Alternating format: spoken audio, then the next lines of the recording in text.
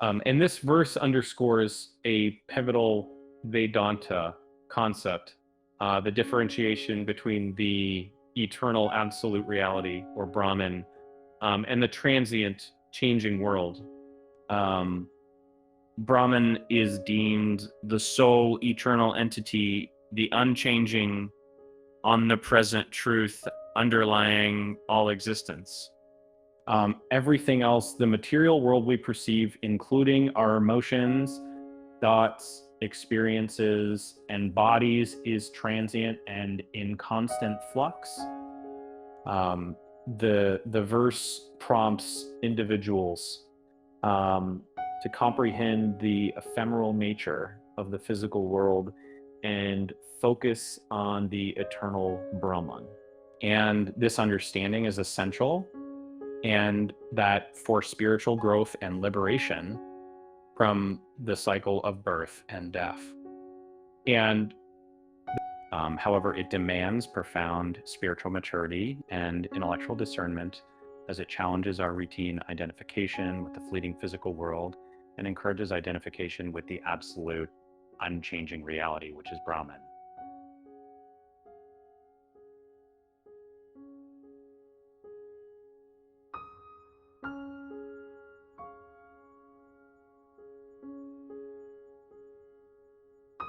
This verse speaks of the temporary nature of the rewards one may receive in the afterlife, such as immortality. These rewards are no different from the temporary pleasures found in the physical world, such as a garland of flowers, sandal paste, and sex. And therefore, the verse advises to have a complete disregard for these rewards and to practice renunciation of the enjoyment of fruits of action in this world and the next. Immortality here is referring to the abode in heaven that one may receive as a reward. However, it is still impermanent, as when the merit is exhausted, the soul will eventually return to the earth for a new birth.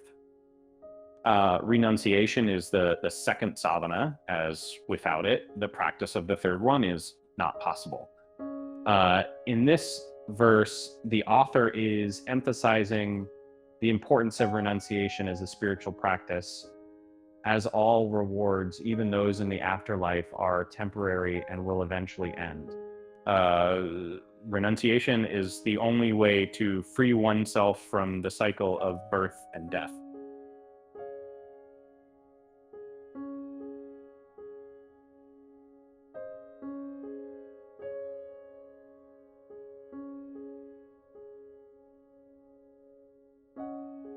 The verse encourages the aspirant to acquire the virtues of Shama, Dhamma, Uparati, Titiksha, Samadhan, and Shraddha to have a strong desire for freedom.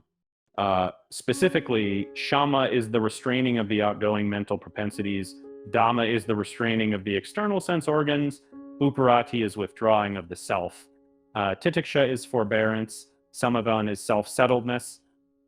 Without these virtues, the aspirant will not be able to develop the enthusiasm needed to achieve freedom. In summary, these set of verses provides crucial insights into the process of attaining spiritual liberation in the Vedantic path. The verses first bring our attention to the profound differentiation between Brahman, the sole permanent reality, and everything else in the universe that is transitory. Grasping this critical distinction enables one to take the next significant step, renunciation. The verses depict the impermanent nature of all worldly and otherworldly rewards, urging one to renounce these transient fruits of action, thereby liberating oneself from the cyclic existence of birth and death.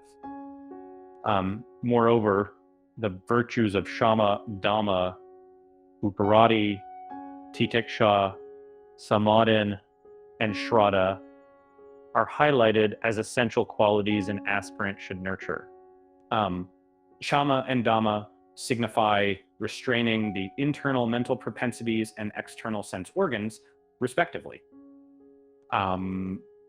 Ubarati encourages withdrawing from external engagements, while Titiksha represents forbearance.